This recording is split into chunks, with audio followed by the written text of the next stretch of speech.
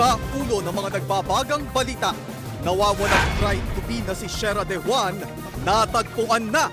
Pamilya at nobyo tumungo na sa sinasabing kinaroroonan ng dalaga sa Pangasinan.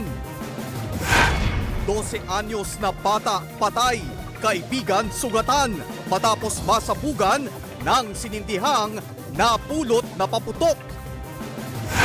Mga minor de edad sa Iloilo nagbakbakan gamit ang paputok. Mga ospital tiniyak ang kahandaan sa pagtugon sa mga pasyenteng mapuputukan. Mga gamit sa East Avenue Medical Center nakalatag na.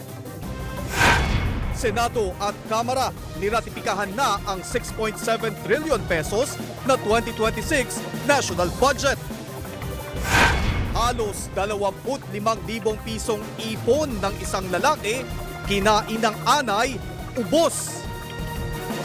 At Carla Estrada, sinagot ang puna ng netizens na parang may nabago sa kanyang mukha.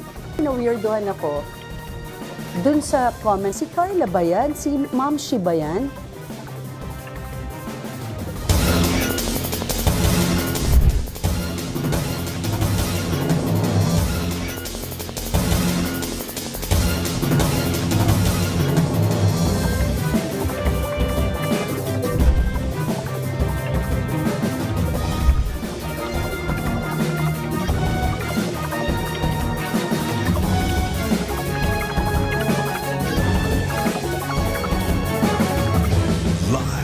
Mula sa ABS-CBN News Center, Manila, ito ang TV Patrol!